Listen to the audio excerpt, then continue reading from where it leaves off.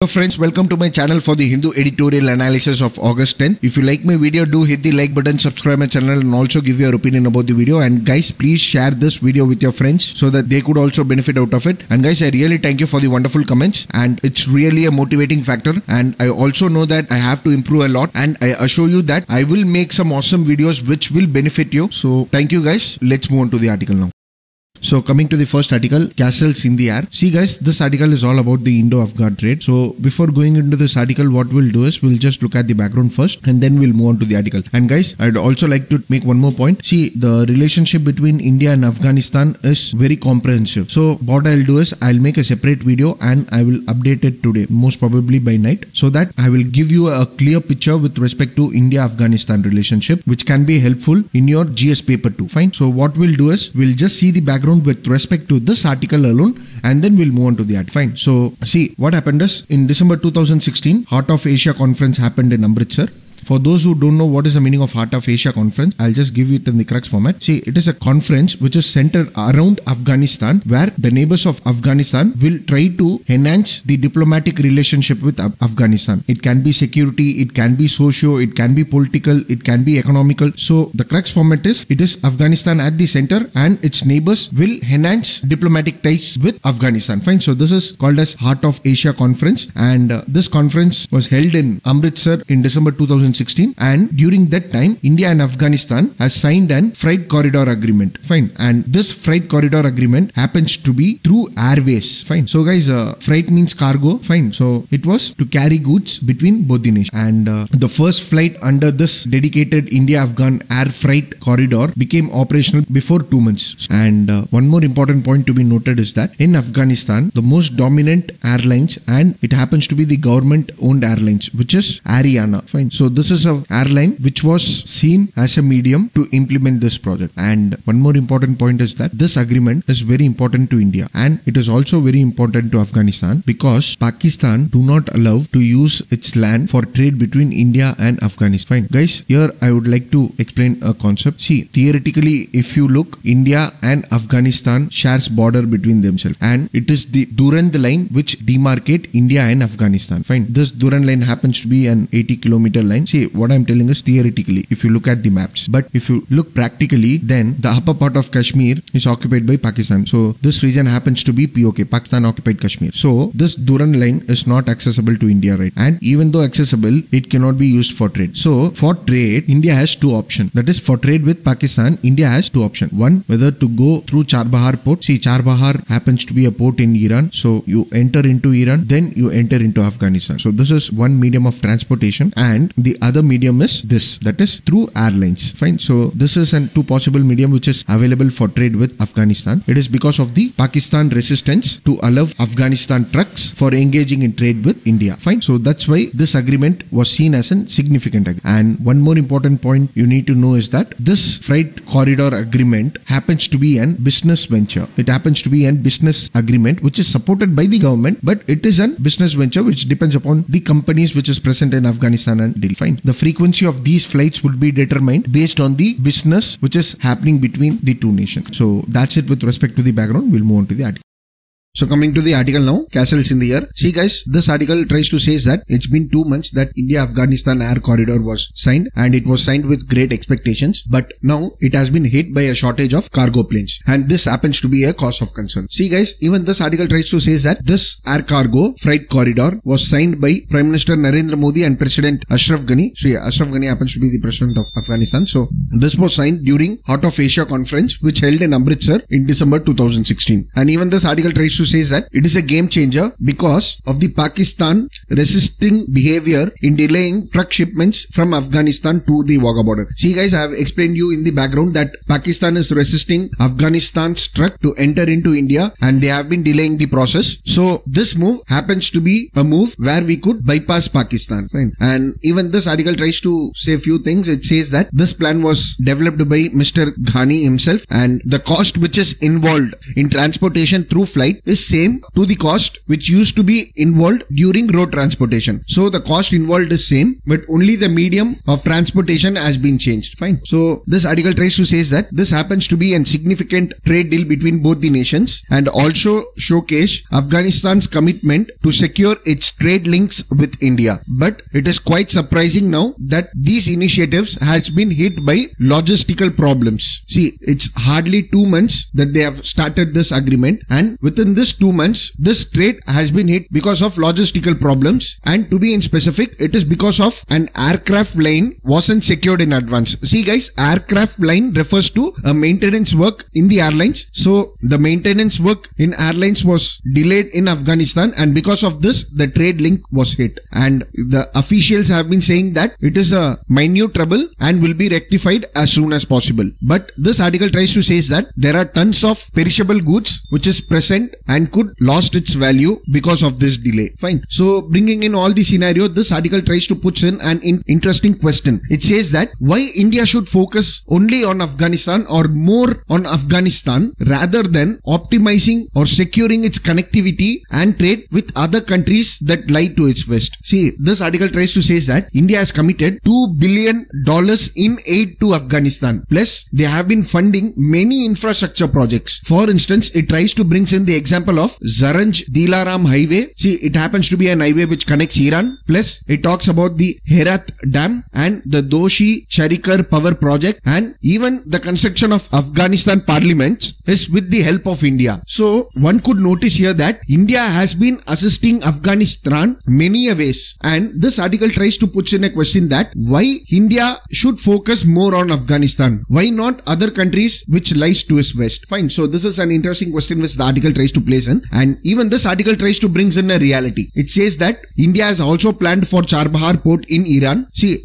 I have explained you in the background, because of the Charbahar port we can bypass Pakistan to reach Afghanistan. Fine. So even India has invested in a huge sum of money in the Charbahar port, but the cause of concern is that these agreements are yet to be ratified. It is not yet implemented in reality. It is just only in the papers, and the country has been funding them. So one could notice a delay in the project ratification. So this article tries to say that even the Charbahar port is delayed, plus the railway line connecting the Charbahar port to the Afghanistan border is also delayed, and even the TAPI line, that is Turkmenistan, Afghanistan, Pakistan and India gas pipeline, which was inaugurated in 2015, is also delayed. See, this TAPI line is delayed because of the resistance of Pakistan, even though this article tries to say that all the agreements with the Afghanistan has a cause of concern of delayed implementation. Fine. So this article tries to say that our focus should be to capture the market in Central Asia and Europe. It is not that we should concentrate more on Afghanistan alone. So we should open up new connectivity and avenues and develop market in Central Asia, Russia and Europe. Fine. So this article tries to say that it is heartening that a few politicians used to showcase in the form of presentation and engage in very big ceremonies. So what this article tries to say in conclusion is that one should not involve in propagating the plans. Rather, one should look at the ground reality and should implement the plans as fast as possible. Fine. So that's it with respect to this article. And guys, as I told you, I will bring in a separate video with respect to India and Afghanistan relationship, covering each and every details which can be helpful for you in your GS paper 2. Fine. So that's it with respect to this article. We'll move on to the next article. The next article which we are going to see today is working on the app-based model. See guys, if you look at this article is all about the Ola and the Uber taxi cab drivers and their lifestyle and the prevailing companies in India. See guys, I would like to make a point here. This Ola and Uber is a perfect example of prevalence of gig economy in India. Fine. If you read this article separately, then this article is not important to you, because UPSC is not going to ask you what is the lifestyle of those people. But there is a chance of UPSC asking what is the meaning of gig economy, bring in with examples. Fine. So what we'll do is we will see what is the meaning of gig economy, then we will move into this article. Fine. So coming to the background now, see, gig economy means it is an environment where temporary jobs and flexible jobs jobs will be prevailing. Fine. And organization generally tend to engage in contract with independent workers, and it will be for short-term engagements. Fine. So you just remember in this way, in the crux format, it is an environment for contract laborers. Fine. So they work for short-term engagement. See, we also had many short-term contracts with many companies even before, but the difference with respect to gig economy is that it is not like a traditional economy. Fine. The major difference with respect to the gig economy is that the gig economy involves technological service. So it uses internet for its benefit. And one best example with respect to India is the Ola and Uber cabs. You could see here the drivers tend to engage in short-term gains, and the Ola and the Uber apps is a technological service which is provided with the use of internet. Fine. And one more important point with respect to gig economy is that this gig economy is not like a traditional economy. It undermines the traditional economy. See, in a traditional economy, there will be full-time workers. They don't use to change their position. They instead focus on their lifetime career. But gig economy is not like that. It's like a part-time work. Fine. So this is what makes the gig economy cheaper, where at a cheaper price, you get very efficient service. And one example of such could be the Digital India Initiative of India. See, what happened is, under the Digital India Initiative, government has asked the freelancers or whoever who wants to earn money can go for digitalization of the documents. So this is a government hiring techniques. So even this can be an example of gig economy. And the advantages of gig economy is that it can be an answer for talent supply. See, there is a heavy demand for talent supply, and all the companies cannot hire talents because of its demand and of its higher cost. So this gig economy can be an answer to that. Fine. And in India, this gig economy is fueled by startups. It is the startup which dominates the gig economy in India. It is not like the company which is prevailing in India are involving in gig economy. It is not like that. In India, it is fueled by startup. For instance, you could see many startups are powering their gig economy by hiring talent across technology. Many apps are prevailing in the market. Even marketing is done by many startups in the form of gig economy. Even finance and human resource management. So one could see the gig economy which is prevailing here. And because of this, one could see the prevalence of moonlighters or the freelance consultants. Fine. See, moonlighters is the one who works at night in an IT company. Fine. So even freelance who used to tend to change its job frequently. So it is the resultant of this gig economy. Fine. So I hope the background is clear. So let's move on to the article. So coming to the article now, working on the app-based model. See guys, as I told you, this article is all about the drivers of Ola and Uber cab. So this article in the first paragraph tries to say that there is a line between work and the job. See guys, the definition of work and a job can be interpreted in many ways. Fine. So this article tries to say that the line between work and the job is often manipulated, and recently there is a case in the Delhi High Court where the union government is against the claim of Ola and Uber app, where they tend to say that they are not employers, rather they are just work providers. See guys, there are many advantages of being a work provider rather than an employer. If you tend to be an employer, then you need to follow many rules. You have to look at the securities of the driver, you have to provide them pensions, and the labor law comes into force. But if you tend to be a worker, then you may forego those rules. Fine. So the union government denies the claim of Uber and Ola as not being the employer of drivers but only providers of work. Fine. So this article tries to say that this is a first case where one is seeking clarity with respect to the gig economy. Fine. So this article tries to bring in the opinion of the union, where the union government says that the drivers are put under control and they were supervised to employment, but they do not enjoy flexible work nor they receive benefits. See guys, I told you that the gig economy is for short-term contracts and they tend to be freelancers, but the union argued that it is not true with respect to the Ola and Uber cabs. Fine. So they do not enjoy flexible works. Rather, they take this as a whole-time work, that is full-time work. And even this article tries to argue that as an informal sector, workers who know how to maintain continuity in income, it's like workers tend to work in these sort of works because they get regular income. So they take this as a full-time. So a fall in incentives and cut down the wages upsets them. And this article tries to say that at the same time, the companies have all the the history of their works, their earnings, and they have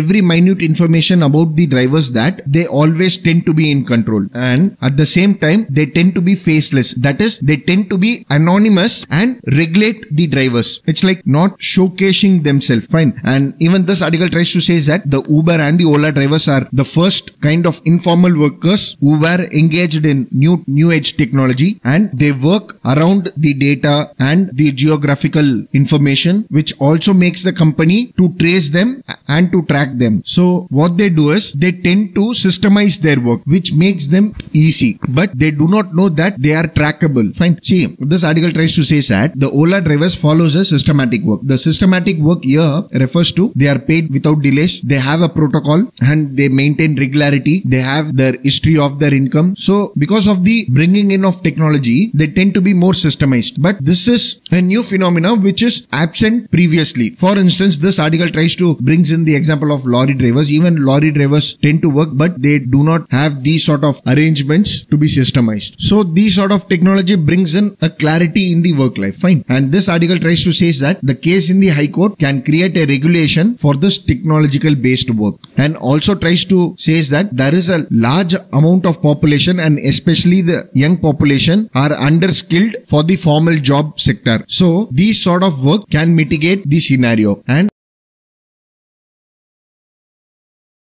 also tries to say that the market of these drivers and the digital platform has so much potential that many entities tend to control the cities specific. They go in for digitalization of local service for a city specific, which also makes them worth for it. So this article tries to say that the drivers in Ola and Uber do not have a protected salary. See, the protected salary here refers to PF, that is Provident Fund, because they come under informal sector, and there is a debate going on whether they are engaged in a job or a work. So till now they are not provided a protected salary. Fine. So this article tries to say that even though they don't have a protected salary, they tend to earn from this, they tend to resolve their debt from this. Fine. And even few are wise with their calculation, and they tend to save for them. And even this article tries to say that the platform drivers tend to see themselves with the organized workers, as they get payment regular in hand, they use banks, and they also make stable financial decisions. So it is all because of this systematic approach which the technology brings in. So while bringing in the scenario which is prevailing with the drivers as an advantage, this article also tries to say that at certain times they are also left vulnerable. See, this article tries to say that these sort of platforms are severely changing. They tend to change, and they play with the name of the drivers, and tries to say that these platforms tend to change as tend to experiment many things, and they tend to change their business models. So this makes the drivers vulnerable. Sometimes they have been not provided the incentives, and also tend to decrease their incomes.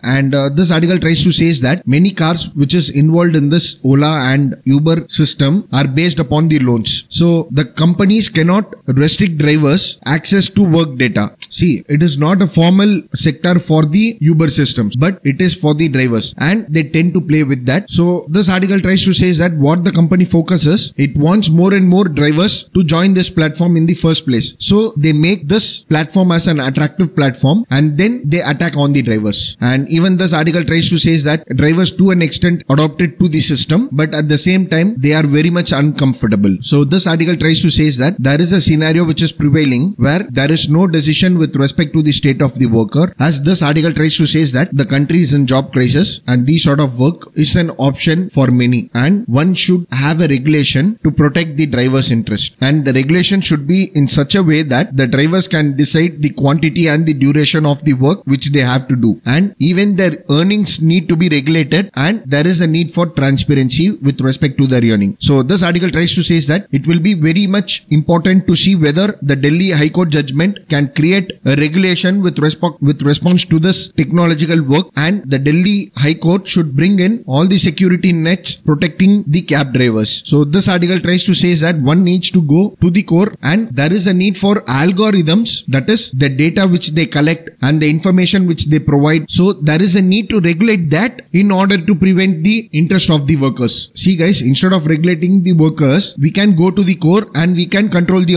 algorithms which will not allow the companies to control the drivers, which we saw before. Fine. So that's what this article tries to say. So that's it with respect to this article, guys. And guys, I'd like to make a point here. See, we saw what is the meaning of gig economy. We saw the scenario which is prevailing with respect to the drivers. So if at all a gig economy question comes into play, then you can write down the introduction of a gig economy. Then as an example, you can write the Ola and Uber drivers scenario. And I hope one could also analyze the positives and the negatives with respect to this article. See, the positive could be they are getting regular work. It fills the gap of unemployment. There is a technology which is involved, which bring in systematic regulation. Fine. So these could be the advantages. While the disadvantages could be controlling of the drivers, vulnerability of the drivers, no transparent revenues, maintenance of algorithms, that is the data of the drivers where they can have the control on the drivers. So these could be the disadvantages. Fine. So as a conclusion, there is a need for framework to control the algorithms plus bringing in transparency in the system. Fine. So that's it with respect to this article, guys.